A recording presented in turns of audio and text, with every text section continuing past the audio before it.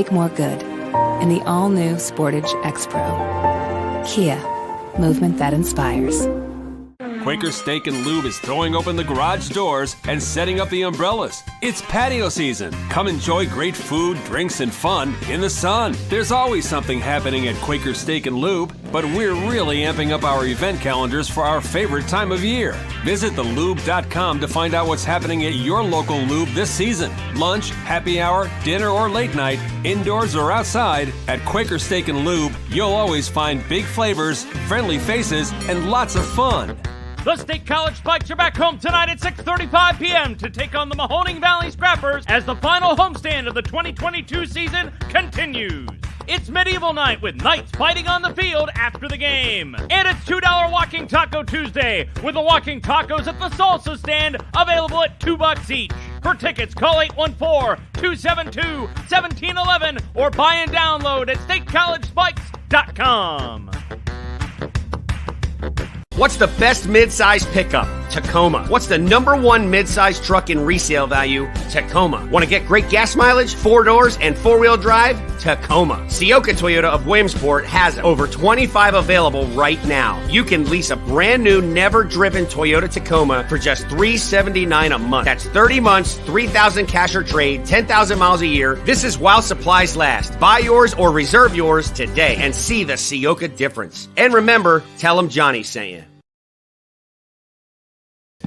And we welcome you into yet another edition of the Lion Country Kia Goon and Ironhead Show. Goonless on this Tuesday, as we will be on game day Thursday, as we launch into another football season, and it is a fun time of the year. Yes.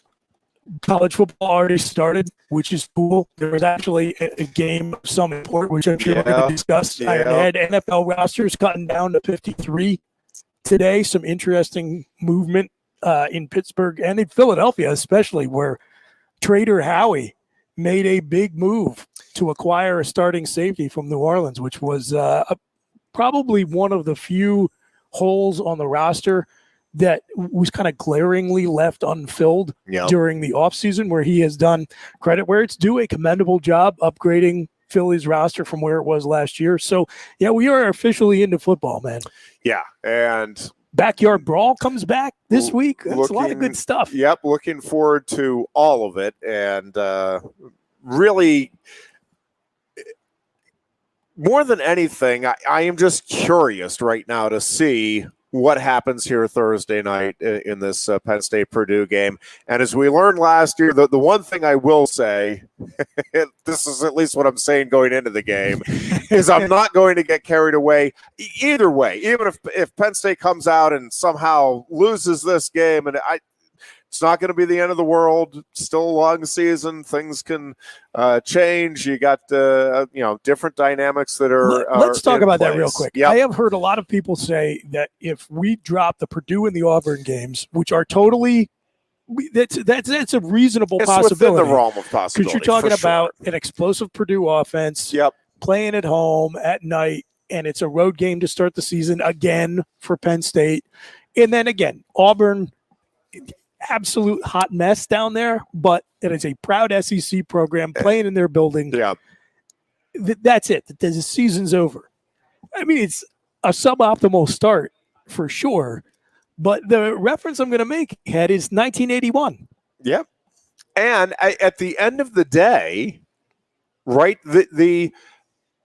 You have to see how everything plays out, but everything is still on the table, even with that disastrous start of a scenario for Penn State. It's about who's left on the schedule.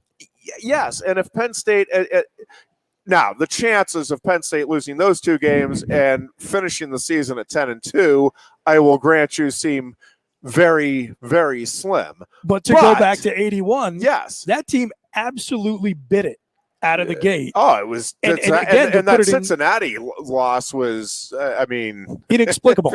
and to put it into context, you're talking about a team that came within, a missed call on Matt Suhey on third down versus Alabama of a national championship, and then it had a complete meltdown in 79. Sorry, I'm thinking of 83. I switched 81 and 83 when I said Cincinnati last. Yeah. But so then, God, 83 was terrible. But you're talking about turned around. Given the start. Anyway, that's true. So you start 81, and the context is once out of the last 2 seasons, this team is totally imploded, and again, like right out of the gate, I don't remember the exact sequence of games. You might, but it was the same deal: 2-2 to start the season. Is that right? Yes. And you were thinking, well, this is it. Write it off. And then what made the difference was that team gelled, and they had enough quality opponents left on the schedule that if they strung together wins, they were going to end the year as one of the hottest teams in the country, which is exactly what happened. So again, do I think this team is the 1981 team, which had the makings of a 1982 national champion? No, I don't. But I'm not going to be despondent if we lose on Thursday night, or even if we start 1-2 because we can't get it done on the road at Auburn. And you always have those opportunities ahead of you. I don't necessarily think it is either, but I also would not rule it out, Booch. When you look at the talent on this roster, and if Drew Aller, who I know fans are already chomping at the bit to hold on. Be the starter. Let me just see. 7 minutes exactly 7 minutes into the broadcast. So I'm proud of you.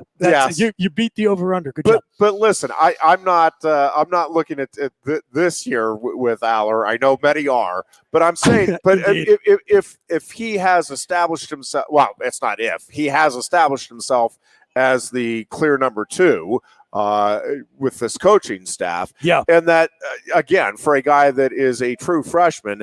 That certainly bodes well for what the coaches are at least thinking of him moving forward. And listen, I think obviously a lot of it is going to depend on how this season plays out. But I don't think, as we sit here right now, that it's unreasonable to think that Penn State could be very much in the national title discussion next year. Yeah. If, and it's a big if, Drew Aller, because I think everything else, experience-wise, and what's that? Nick Singleton, too. Well, about 2 true freshmen who could be 2 of the hottest names going into next season. Sure. Yeah, and I think again, a lot of things have to play out here, and we'll see how everything does or doesn't come together. But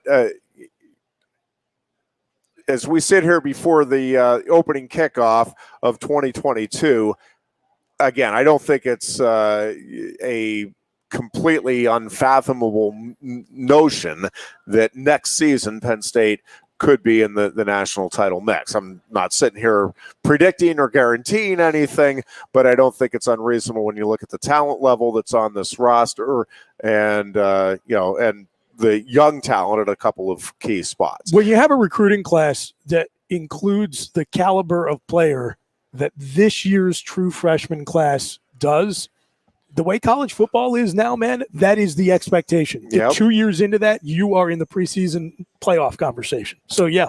And listen, if you're not, right, I mean, the windows open and close. I get for, Alabama and Ohio State and Clemson, they seemingly are constantly open. But it's quick windows that open and close. Yeah. And again, it's capitalizing on the talent you have.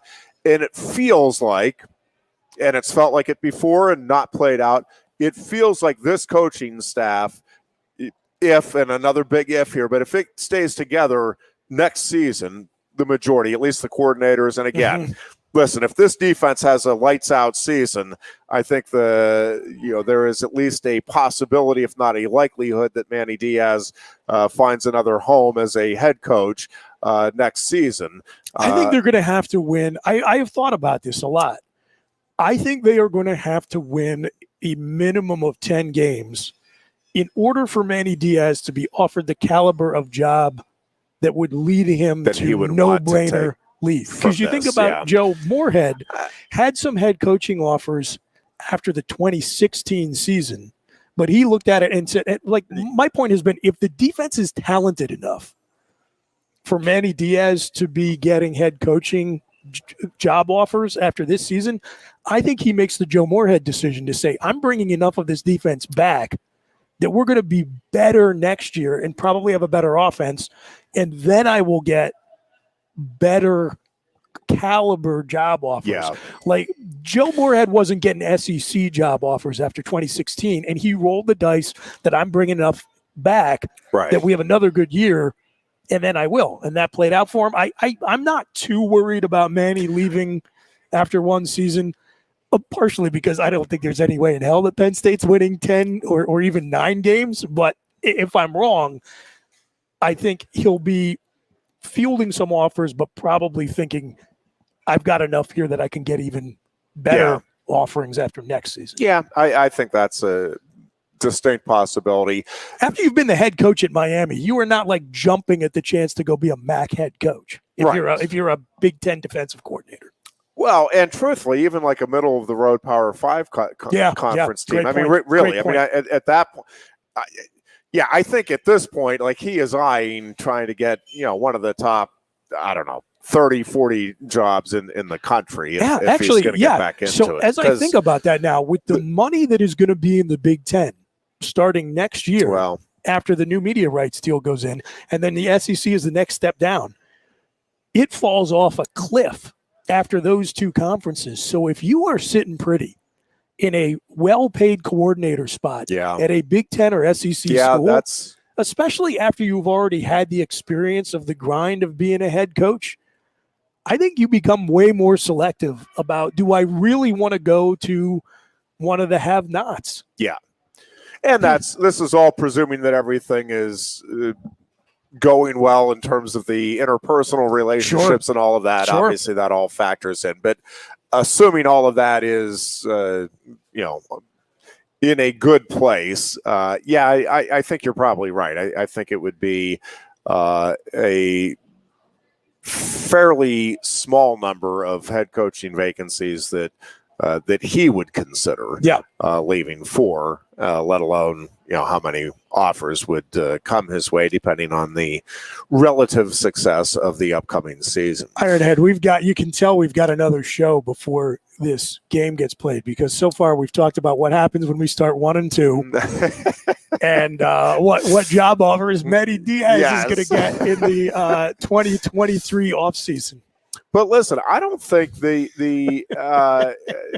but listen, last season, to go the other side, I also now am at least telling myself going into this thing that if Penn State jumps out to a 4-0 start, 5-0 start, that I'm going to try not to get carried away with what that means. If that happens, can I get your on-air pledge right now that you will pick us to lose every game after that for the remainder of the season? I need to, given the curse of Ironhead. Yes, I will make that pledge.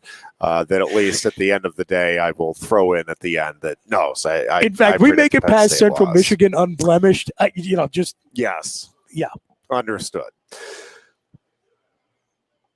But I do think if this whole thing, I mean, and not any great insightful analysis here, I understand. This whole thing is going to boil down to the offensive line and how well it does or does not develop over the course of the season, along with staying relatively healthy in the key spots. Sure. As we've talked about.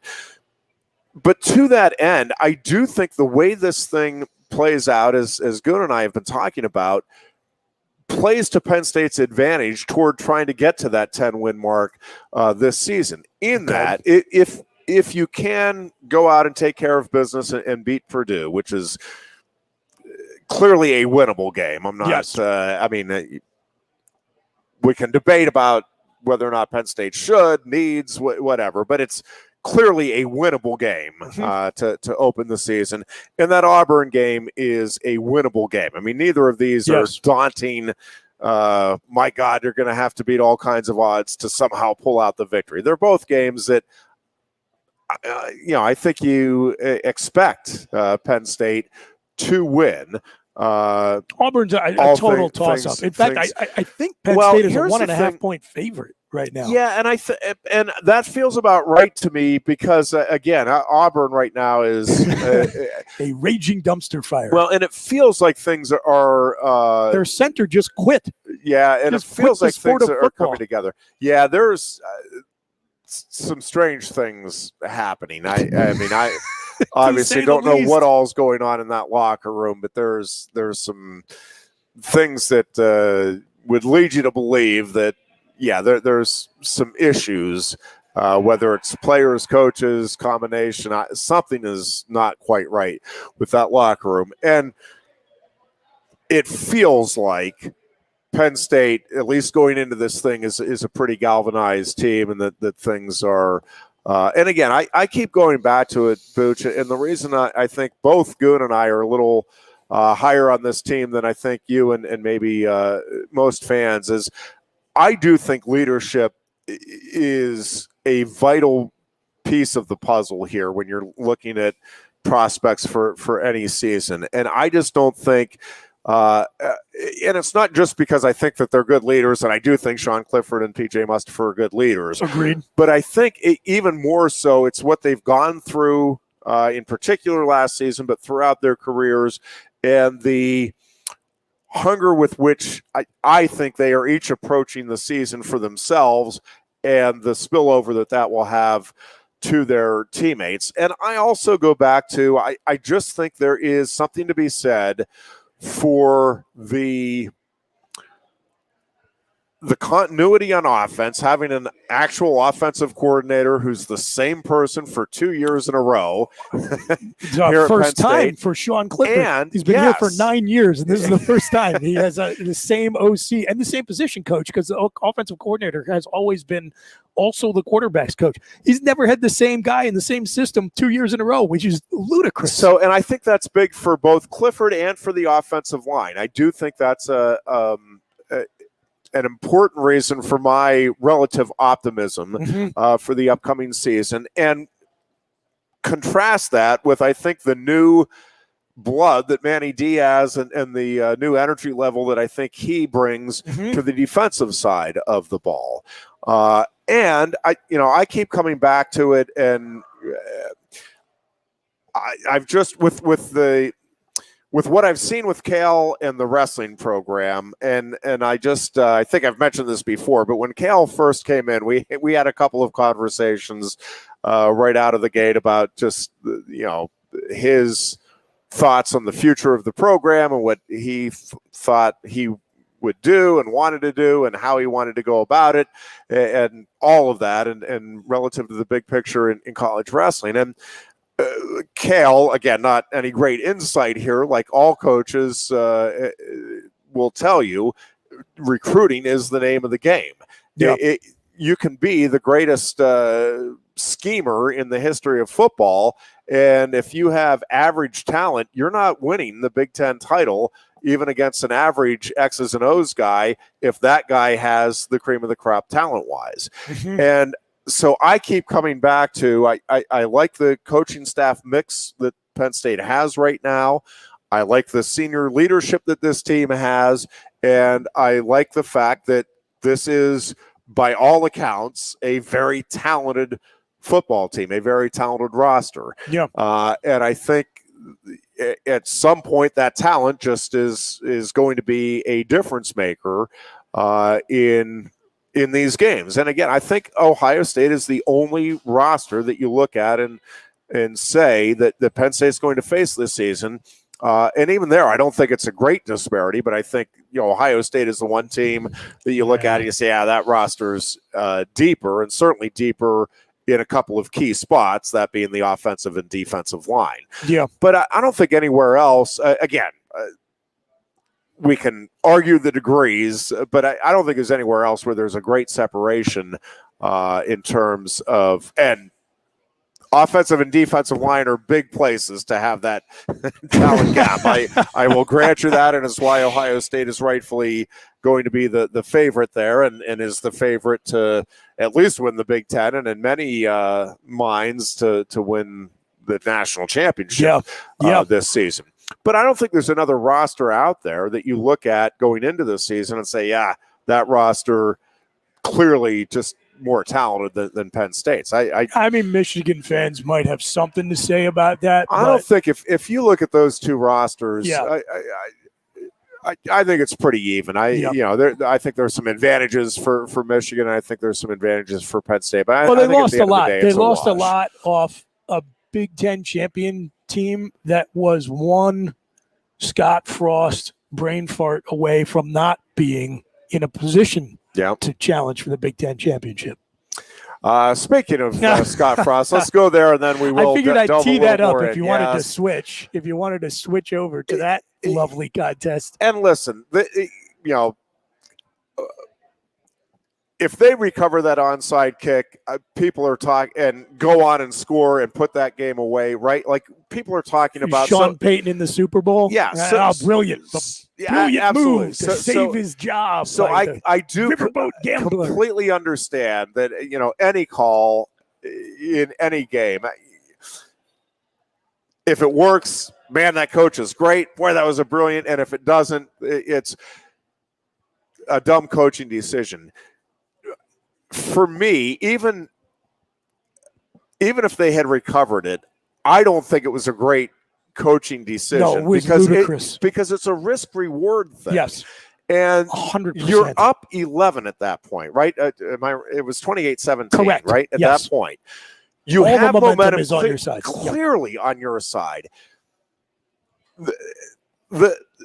The reward there is, yes, you get the ball and you potentially have the chance to go down and score. No guarantee, because the offense, even though it had scored on those two drives, it was not exactly firing the way many were envisioning Nebraska to be firing on all cylinders right out of the gate, given what it accomplished last season and the amount of talent that was returning from that roster. But the question for Nebraska going into this season is defense, right? And so the risk there is that you give Northwestern, which was having a solid game offensively, a short field. You hand them a short field. Yes, yeah. and you give them the opportunity to get that momentum right back, which is obviously then what happened.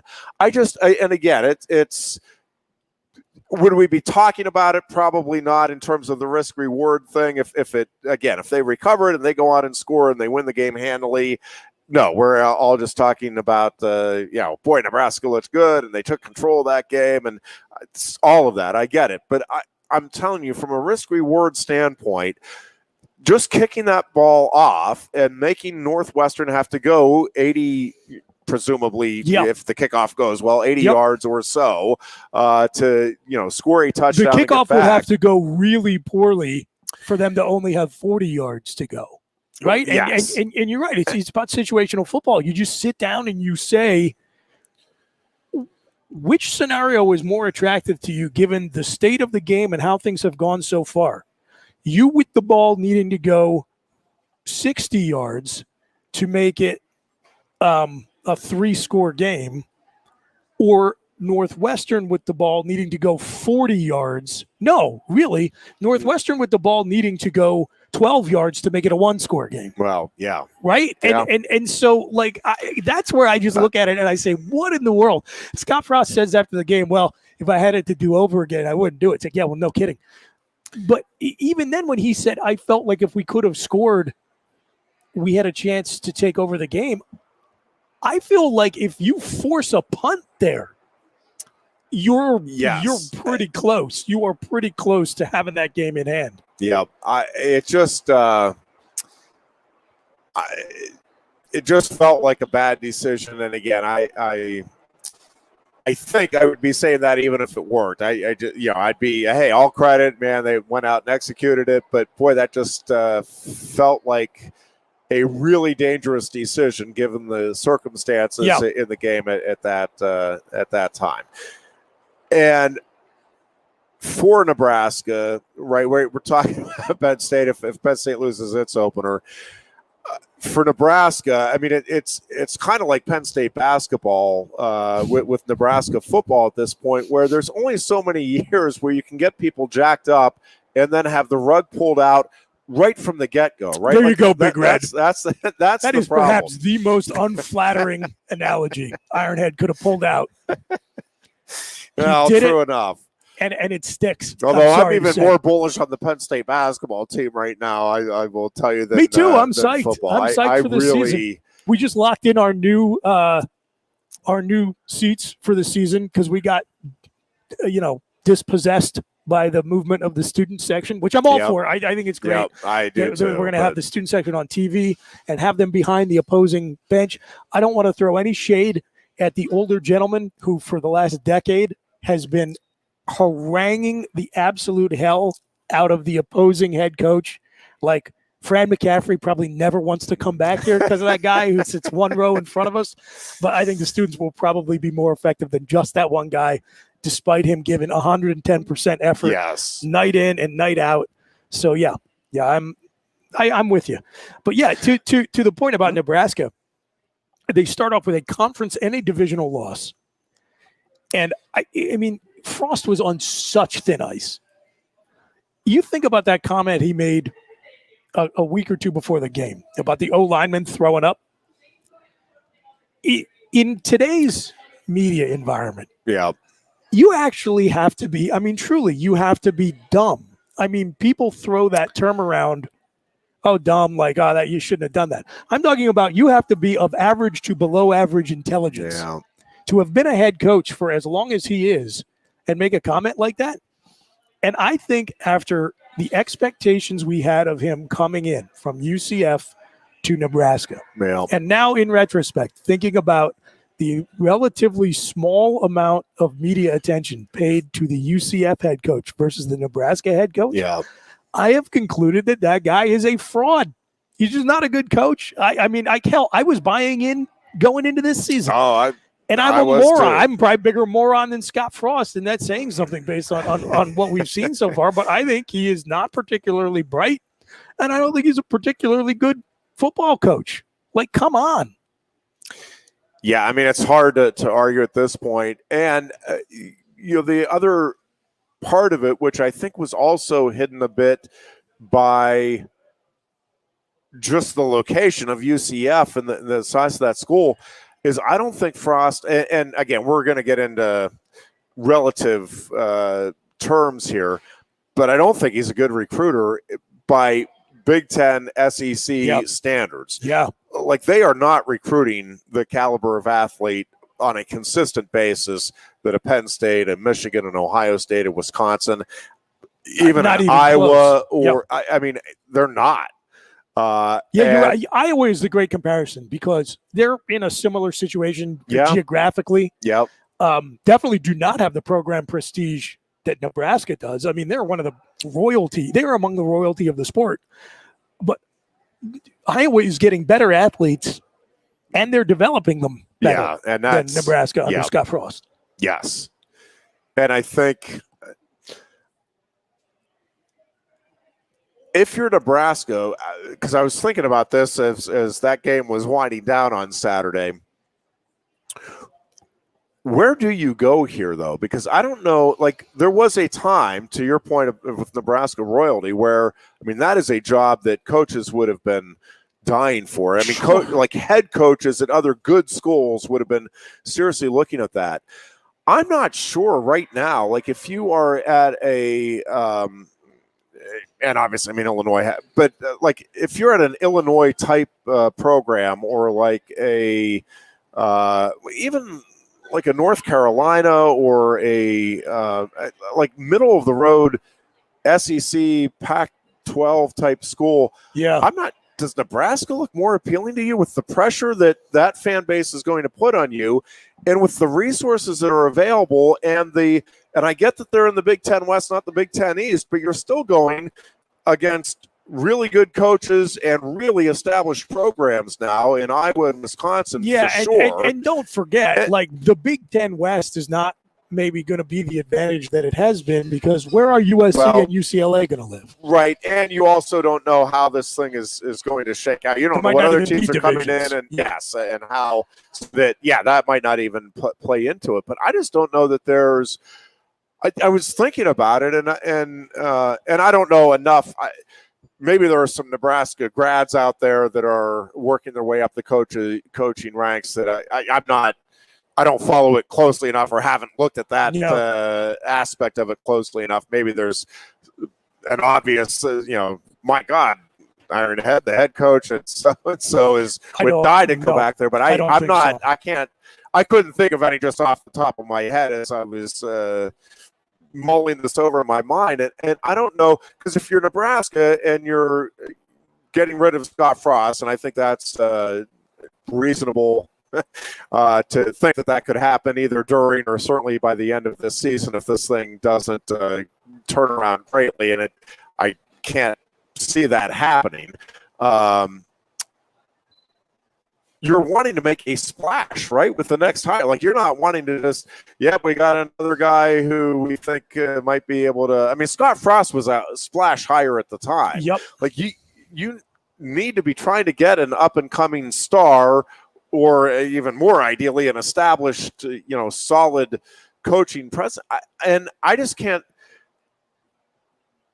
I'm not sure Nebraska is going to be able to get the type of coach that would be able to turn that thing around right now in terms of getting the fan buy-in and the players' respect. And again, out on the recruiting trail, Penn State and Michigan are talking to me, but man, this guy, a new guy at Nebraska, I gotta go to the Cornhuskers, right? Like, I think it's a really tough spot right now for Nebraska football to be in. And again, are there coaches out there? And I'm sure there's some young dynamic coaches that might be looking at it as a stepping stone job now. So I'm not saying they're not going to be able to get a coach and maybe even a darn good one.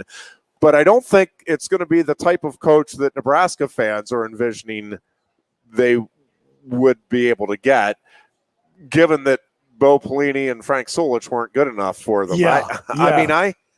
I don't know. I think they're in a really tough spot right now, that Nebraska program, because I think it's really difficult to make headway right now in the Big Ten. And that's why, for Penn State fans, and we've talked about this before too, obviously, but those of you that want to get rid of James Franklin, I would be really careful and think that through long and hard, because for those of you that think, Franklin's a horrible game day coach and just a good recruiter, again, recruiting is the name of the game in this sport at this level. Yeah. And you better be darn sure that you can get somebody that you think is going to be as dynamic of a recruiter and this phenomenal game day coach that you're envisioning out there that wants to come to Penn State before you make any change there. And I'm just I'm not sure that person exists. You also better have $80 million to pay out the balance of his contract, because that's what his buyout is after the next 2 seasons.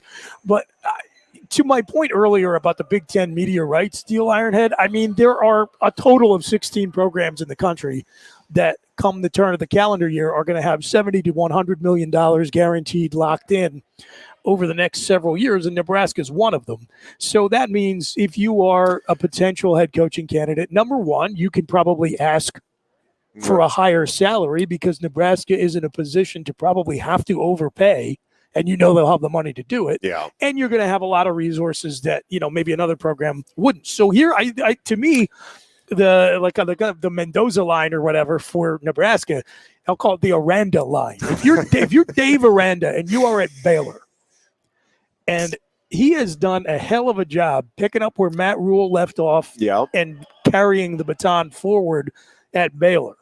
When you think about the up and down roller coaster ride of that program this century, for them to be right back in a position where they're going to be, at minimum, a co-favorite to win the Big 12 this year, that guy can coach, and he's going to have opportunities. And I am sure Nebraska is, Trev Alberts is going to place a call to Dave Aranda's agent because of the combination of his resume and the connections he has assuredly made in their what should be their recruiting footprint, right? And so the question is, if you're that guy, do you, even if the number is, look, Texas boosters are going to step up, right? But let's say Nebraska can go between $1.5 to $2 million more per year. Is that enough to entice you away from a pretty nice spot in the Big 12? And maybe, right? It is still Nebraska. You are still going to have all that media rights money coming in. It is still $1 or $2 million more.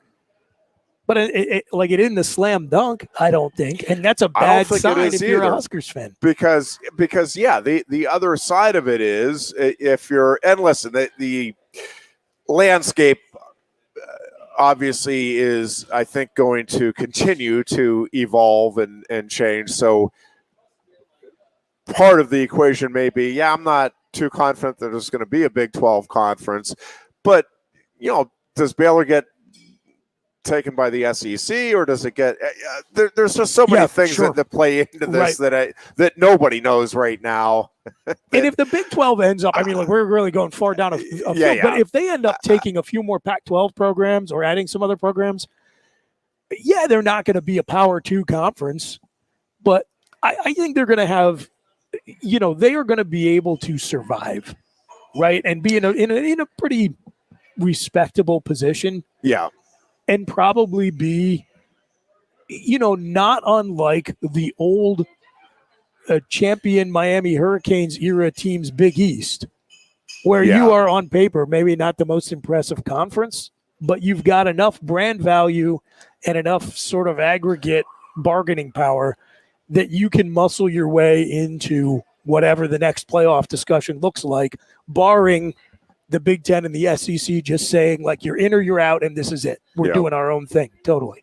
So, I don't know. That I would not want to be a Nebraska fan for a variety of reasons, but one of them being that I think that program is in a very, very tough spot. And, it's back to your James Franklin point. You fire Frank Solich and Bo Pelini after, you're talking 9-10 win seasons. Yeah. I don't know, man. Grass is always greener. Yeah. And listen, while we're at it, while we're jumping all over Nebraska, how about the job that Pat Fitzgerald continues to do at Northwestern? Amazing. That was, for folks that don't remember, and there may be people in this generation coming up that don't.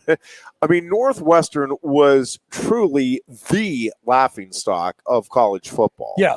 It wasn't one of the worst. It was the worst Division I, at that time it was Division I FBS program in the country. Mm-hmm. And 3 wins was an incredible season. Incredible season. Yeah. And what Fitzgerald has done with that team year after year, you talk about a coach that is getting the most out of his talent on a very consistent basis. And listen, that game on Saturday, yes, the onside kick I think had everything to do with the result, but you got to capitalize on the other team's mistake, and you still had to take care of business on both sides of the ball, and they did a very effective job of slowing down that Nebraska offense. And recognizing the points Nebraska's that they needed to front get. 7, really, they stink. Yeah, they are slow and soft. Their front 7 is bad. Everybody knew Nebraska's strength this year was offense and the weakness was going to be defense. Yeah. I thought, onside kick aside, I thought Nebraska's offense would be more dynamic. And again, we're one game in. We'll see how this thing plays out. But I also thought that defense would be a little more stout than what it was. Again, I knew it was the weakness. I know Nebraska's not going to be one of the better defenses in the country or even in the Big Ten this year. But my God, is that Ironhead? Unbelievably soft group up front. I would put you and me up against their linebackers in a foot race. Yeah, that was a mess. Their front 7 was astoundingly bad. And again, credit to Northwestern. They have recruited pretty well along the O-line. They have. And as that game went on, they just wore them down. They just mauled them. Yeah, that last drive was a thing of beauty. It was very, very impressive when when everybody on both sides of the ball know what's coming and the one team can do nothing to stop it. I'd love to see that out of the Nittany Lions on Thursday night. Just line them up and run it right at them. Yeah, and this feels like a game where if Penn State is going to be able to do that, right, that Purdue is in many ways comparable to Nebraska in terms of expectations for this season. That their offense is expected to be really something pretty special. It has a chance to be a really dynamic fun offense to watch. But that defense leaves a lot to be desired in terms of overall effectiveness. And it's why, again, if you're Penn State, and what I'm expecting Thursday night is that Penn State is at least going to try to establish the line of scrimmage on offense. Mm-hmm. I think James Franklin knows that, or strongly believes that he has in his hip pocket. Listen, if we get into the same situation that we had last year where we can't gain that yard, fine. We can abandon the run game and go. We'll be perfectly fine in terms of coming out with the win. But I think they go into this thing. I just have to believe that the offensive coaches are challenging that offensive line every day. I certainly hope so, and I hope the offensive line is taking it to heart. There is nobody that believes in you guys. You guys are you're looked at as the only reason that we've had the struggles that we've had the last, right? Like, and you hope that these kids have, one, enough talent, and two, enough pride, and maybe reverse those, that, listen, at least against Purdue, we are going to come out and control the line of scrimmage, right? Because I do think it is going to be a very troublesome sign if Penn State does not get, really a couple 100 yards on the ground on Thursday night as a team. Given, again, what I'm expecting in terms of the number of carries and them trying to establish the line of scrimmage. And I do think that the running back core plays into it as well. And I think the attitude and the excitement that the freshmen led by Singleton bring is a component here as well. Mm-hmm. But I think Penn State wants/needs to establish the ground game to a large degree against Purdue to try to lay the foundation for what you're hoping is bigger and better things to come. I just think they have to be of the mindset that, over the course of the first half, we are going to run the ball at least as many times as we pass it, with the idea that that is the one element we know we have to work on. This is a game where we feel like we can establish that. And let's see if we can, and if we do have something that we can build on moving forward. And tactically, that's so important because it allows you to reduce the number of possessions that go to Purdue. For sure. I mean, they are going to want to get the ball as often as they can because so much of their offense is predicated on taking shots down the field, and they don't have, look, Purdue has been, I mean, going all the way back to Joe Tiller, they have been one of those schools that finds guys that fit the system. Yeah. But they are replacing their top three pass catchers off last year's team. And I understand they threw the ball all over Tennessee in the bowl game. I've been reminded of that many times on Twitter, Ironhead. Like I said, I would love to be as irrationally confident about anything as Purdue fans are about their football team. But I don't know that, like, a January exhibition against Tennessee where, half the kids are checked out and I don't even know how many of them were already getting ready for the draft or whatever. I don't take that as automatic that against Penn State's front seven and Penn State secondary that you're going to have touchdown plays of 60, 70, and 67 yards, which they did in that bowl game. I think Penn State is going to be a little bit more defensively sound. And so if you're going to take those shots, what happens is sometimes they're not going to connect. And you're going to end up punting. And if Penn State can control the clock a little bit by mixing things up offensively and be anywhere close to just a respectable run game versus what we saw last year, that's another way you put downward pressure on the Boilermakers. And if this Penn State defense that I'm excited to see perform under Manny Diaz's tutelage, if that group can force a couple of turnovers, I'm talking 2 over the course of 4 quarters, and the other side of it is obviously Penn State takes care of the ball, doesn't turn it over, right? That's your ball game. Like Purdue with 2 missed drives, and if you stop them somewhere along the way as well, that ought to be your ball game anyway. I mean, if you finish +2 in turnovers, basically. Yes, and what I'm expecting this defense against this Purdue offense, I think there will be some big plays for Purdue's offense. I don't think over the course of 4 quarters, I think against virtually all defenses, Purdue is going to be able to get some big signature plays in along the way.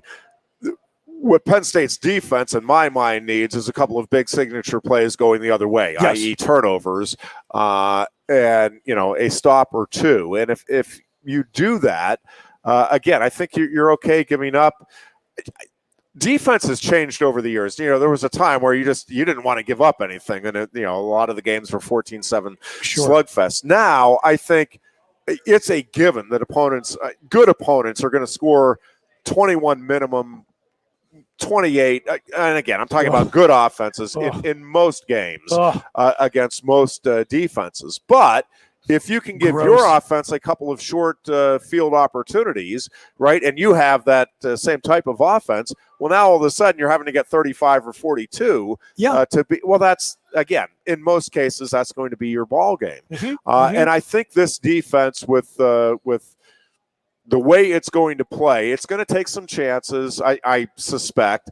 And again, with that, you're going to get burned on occasion. They're going to have the right play dialed up to beat that blitz or whatever. But over the course of 4 quarters, you're banking on, but we're going to get a couple of our own big opportunities because of what we're doing.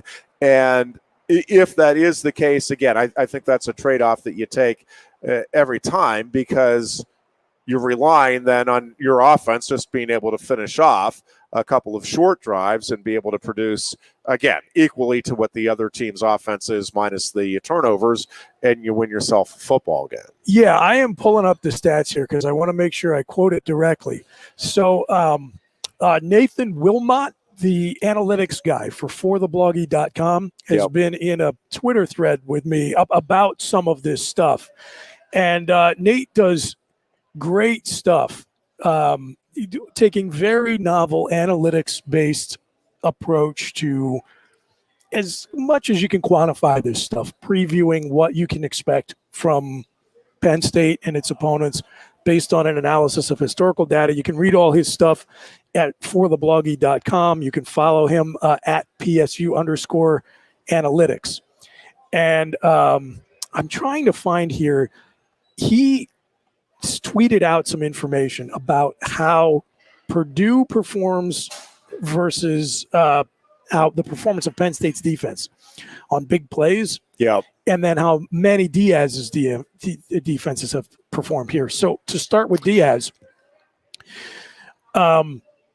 he talks about what he calls, this is kind of his stat, his havoc rate of his coaches, and that is sacks plus tackles for loss plus turnovers generated. And so he said, on average, Manny Diaz's defenses generate, and this is across his tenure at Miami, and I'm trying to think where he was. He was a coordinator at Texas prior to that. So it's just like his FBS performance stats. 3 more such plays than a typical defense, and 1.5 more versus Penn State historically over the same period of time. So let's see. Oh God, there's so much stuff. And see that. Yeah, go ahead. I'll let you know when I find it. But that is significant, right? Like, I mean, that's, again, getting a couple more of those plays over the course of a game. We talk all the time about the hidden yards with the return game, right? And your kicking game. So if you have a great punter and, he's punting consistently for 45 yards in terms of the change of field possession or position, that's a significant difference between like 35 yards, which, again, with an average punter and average return game from your opponent, that's about what it would be. Well, those are 10 big yards that can take a team in or out of field goal range, or obviously make it easier to score or not score a touchdown on a given drive. But it's the same thing when you get to those types of plays. What was it called? Havoc plays. Havoc plays. But the same thing with those hidden yards. I mean, obviously the turnover, those aren't so hidden yards. But yeah, you get a sack on a third down versus even an incomplete pass. Well, now that punt again that goes for 45 yards, that can change significantly what an offense is able to do and what its play calling can be. So so here we go. Having a few more of those a game is a big deal.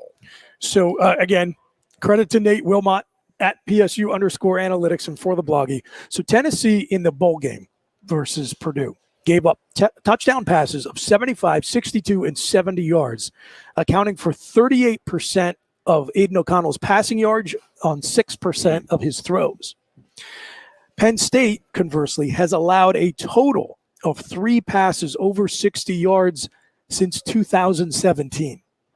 So Penn State, since 2017, gave up as many 60-plus yard passes as Tennessee gave up 60-plus yard scoring passes in their bowl game versus Purdue. So again, there is a track record that indicates there's a delta there that's meaningful. Yeah. Then measuring explosivity as touchdowns scored or allowed from outside of the red zone. Manny Diaz, excluding last year, gave up an average of an average team gives up 9 touchdowns outside the red zone per season. Okay. And in every of Diaz's defensive seasons, dating back to his time as a coordinator at Texas, he has been above average in allowing fewer than 9 in all but one season. So even with his kind of more risk-based approach to calling games against the average of all of college football, his defenses have allowed fewer outside the red zone touchdowns per season than the average. So to me, I thought that was actually the most interesting stat. That is. Because it's counterintuitive to what I have kind of seen as the conventional wisdom around his defense, where I think a lot of fans are saying, yeah, we may force some more turnovers, but we'll probably give up some more big plays. Well, historically, his coordinated defenses, and I understand it's not exactly apples to apples, but 8 out of 9 years, that hasn't been the case. And I have to tell you, Booch, that actually it would seem more likely to me that Penn State could even keep that average lower, just given the talent and experience in the secondary. Yes, absolutely. The secondary alone, which is kind of your last line of defense there, so that if there is a mistake made up front, like you feel pretty good about this group. And again, over the course of a season, you're going to give up in today's college football, and with the caliber of opponents that Penn State's playing, like you are going to give up some plays. That's going to happen. But a lot of times some of those plays are given up because of a communication breakdown. And listen, I'm not sitting here telling you that no way Penn State will ever have any communication breakdown. It happens. It happens with the best teams in the best of circumstances. But it is certainly much less likely when you look at how long the guys that Penn State has in that secondary have been playing together and the way they have developed. I don't think you're going to have much in the way of communication breakdown. And again, with the talent and the experience they have, even if you do, these guys are good enough that they can make a recovery. While the offensive line is by far my biggest concern, the area of the field that I am least concerned about going into this season is the secondary. Yes, I can't remember. I don't even think even in '86 I felt this good about the secondary, and I really like that '86 secondary a whole lot.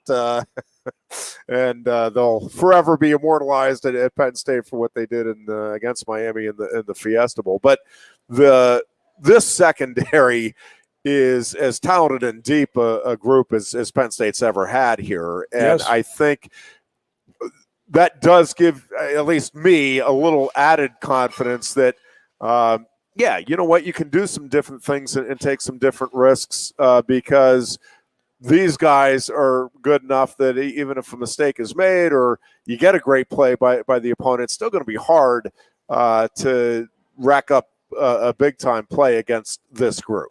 The reason why I feel good about this Purdue game, despite, as you mentioned at the top of the broadcast, not feeling overly rosily optimistic about the overall prospects for the season, is that I just think Penn State strength on weakness matches up well against Purdue.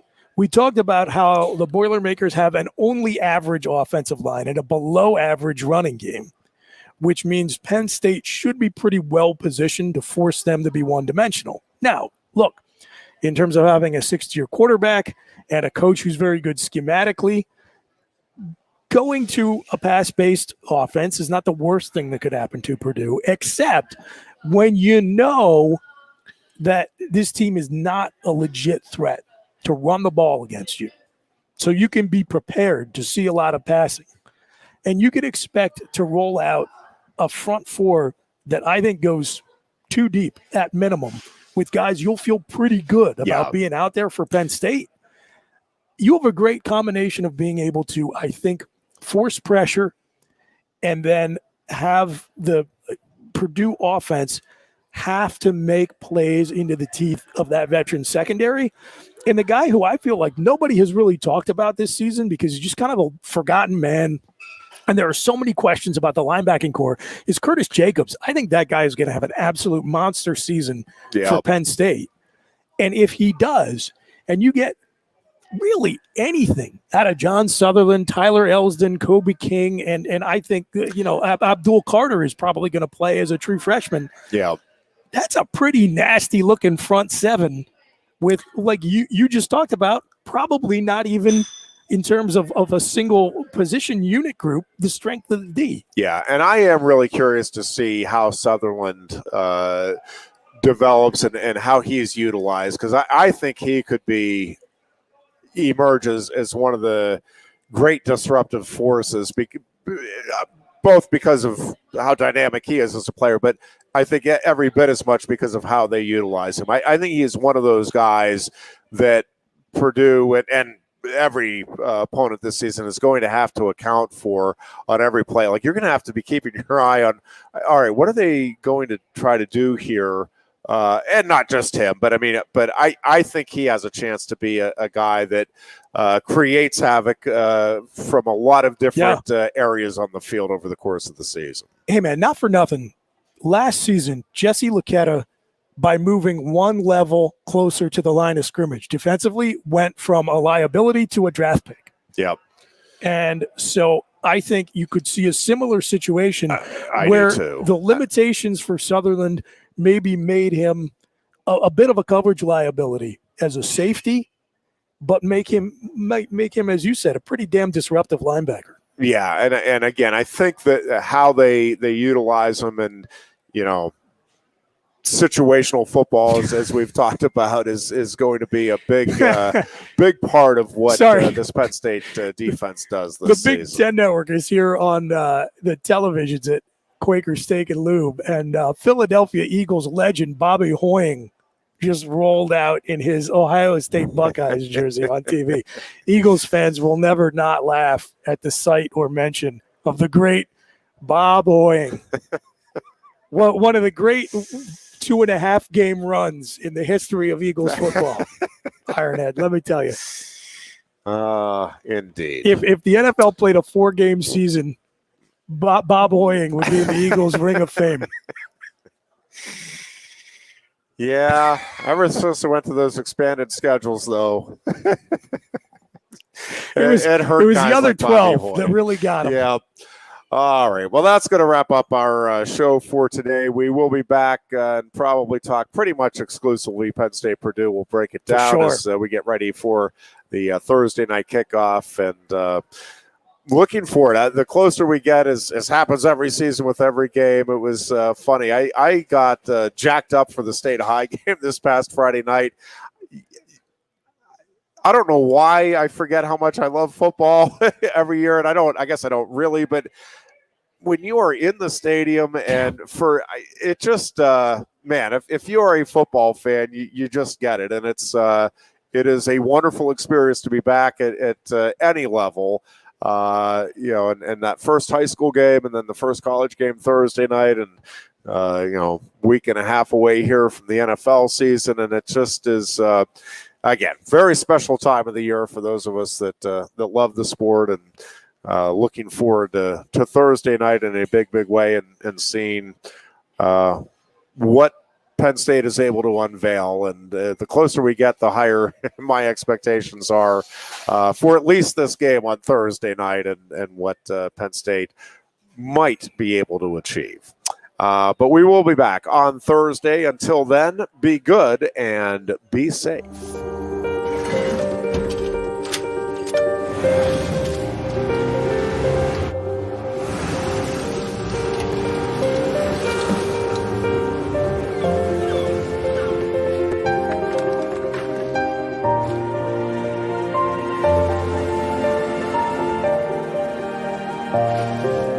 Make more good in the all-new Sportage X-Pro. Kia, movement that inspires.